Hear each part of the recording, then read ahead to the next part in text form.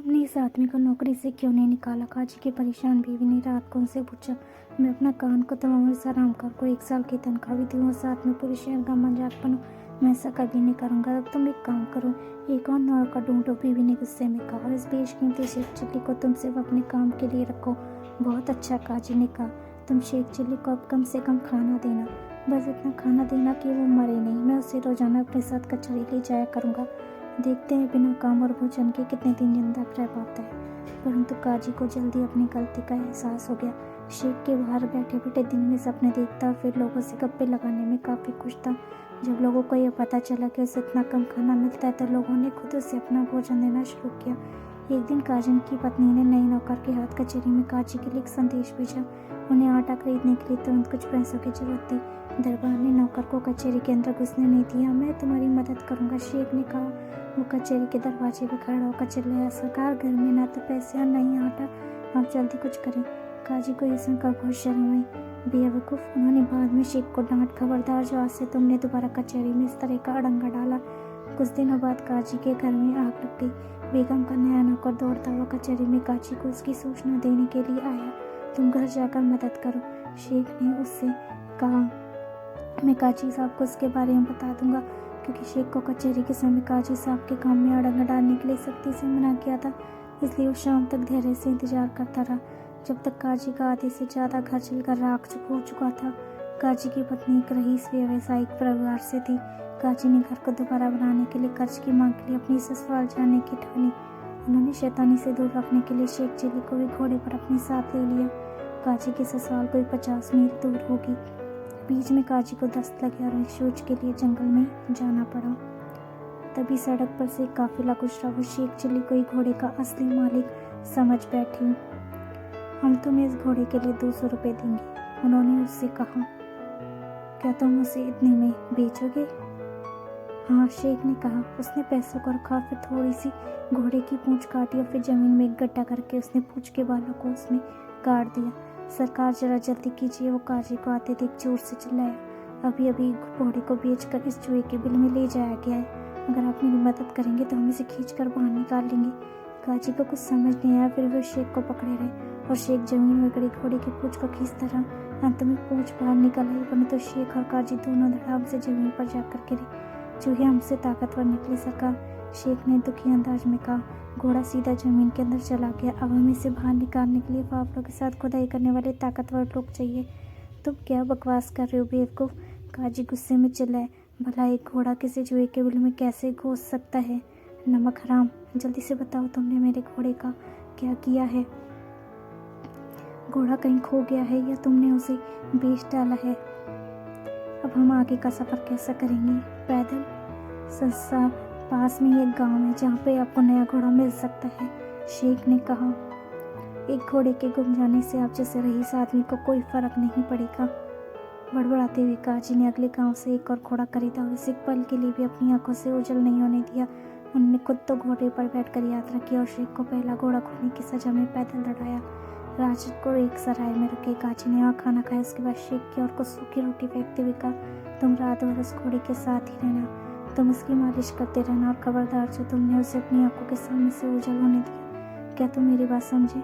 जी सरकार, शेख ने अपनी जम्पाई को समझाते हुए बड़ी भीड़ भाव में कहा। दिन भर चलने की थकान के बाद जो घोड़े के पास ही बढ़ गया और धीरे धीरे उसकी मालिश करने लगा। शेख को कब नींद आई और कब कोई घोड़े को चुरा कर ले गया, इसका उसे पता ही नहीं चला।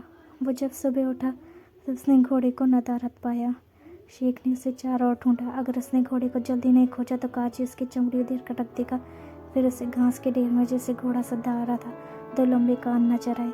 वह शेख ने कानों को पकड़ते हुए कहा, तो तुम यहाँ छुपे थे? वो कान एक खरगोश के थे। शेख जब उन्हें निहार रहा था तभी काजी वहाँ पहुंचे। घोड़ा कहाँ है? काजी ने कड़कदार आवाज में पूछा। यह रहा सरकार, शेख ने झट से उत्तर दिया। अबे गधे, यह तो खरगोश है, घोड़ा नहीं। सरकारी, सच में घोड़ा है। मैंने घोड़े को इतनी कसकर मालिश की कि वह छोटा होकर खरगोश बन गया। मैंने उसके कानों की मालिश नहीं की। आप देखिए, वे अभी भी चौड़े नाप के हैं। तुम दुनिया के सबसे बड़े बेवकूफ़ हो, काजी ने कहा। ये कहते हुए काजी को आवाज़ गुस्से से लड़खड़ाने लगी। और मैं दुनिया का दूसरा सबसे बड़ा बेवकूफ़ हूँ कि मैंने तुम्हें नौकरों पर रखा। चलो अब तैयार हो, क्योंकि अब चलने का वक्त हो गया है। वो बाकी रास्ते पैदल ही चल कर गए। ससुराल पहुंचने के बाद उनका काफ़ी आदर सत्कार हुआ। काजी के साथ शेख चिल्ली को अलग ले गई। तुम्हारे मालिक की तबीयत कुछ ठीक नहीं लगती, उन्होंने कहा है। मुझे लगती समय के कारण उन्हें कुछ थकान हो गई है, उनका पेट कुछ खराब है, शेख ने कहा। फिर मैं उनके लिए कुछ खिचड़ी बना देती हूँ, बूढ़ी औरत ने कहा। पर आप उसे खूब चटपटा बनाए, शेख ने कहा। उन्हें चटपटा खाना बहुत पसंद है। रात को भोजन के समय शेख चिल्ली को सबसे स्वादिष्ट बिरयानी, मटन करी, सब्जियाँ और खीर परोसी गई और काजी को एक कंबल, एक कटोरा भर मस्से दाल खिचड़ी ही खाने को मिली। काजी को इतनी भूख लगी थी कि वो सब खिचड़ी खा गए। रात को उनके पेट में दर्द हुआ और उन्हें तुरंत शौच के लिए जाना पड़ा। मुझे बाहर जाना है, उन्होंने शेख को उठाया। तुम भी मेरे साथ चलो।